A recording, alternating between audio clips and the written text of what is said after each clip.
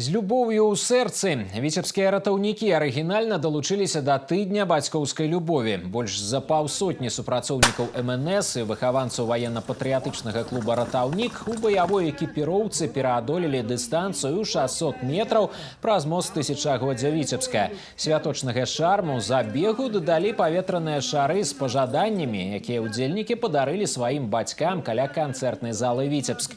На адной з галоўных пляцовак паўночнай сталіцы працавалі інтэрактыўныя лакацыі. Бацькі маглі паспрабаваць свае сілы ў электронным ціры, а мамы пагуляць у разнастайныя настольныя рэтра-гульні.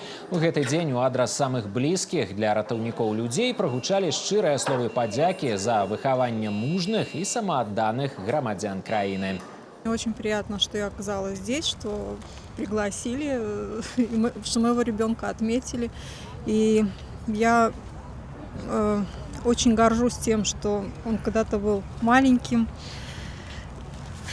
а теперь такой взрослый мужчина, который спасает человеческие жизни. Стараюсь не рассказывать, особенно о каких-то тяжелых моментах.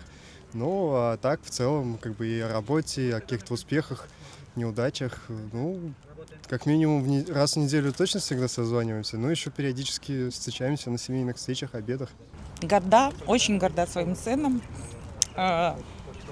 Желает он выбрать эту профессию, я всегда его поддержу. Пусть это будет его выбор. Потому что ребенок мой достоин этой профессии. Он кандидат в мастера спорта по дзюдо и самбо, поэтому побед и наград у него было много. Я познакомился с этой профессией в военно-патриотическом клубе.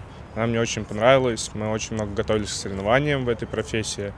Победили соревнования республиканские. И вот как-то так связалось, что мне теперь эта профессия по душе, и я хочу в ней служить.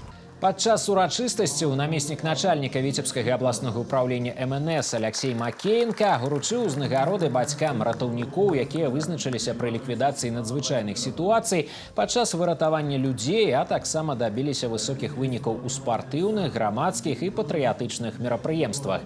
Цёплую атмасферу ў прахалодны восеньскі вечар стваралі творчыя нумары.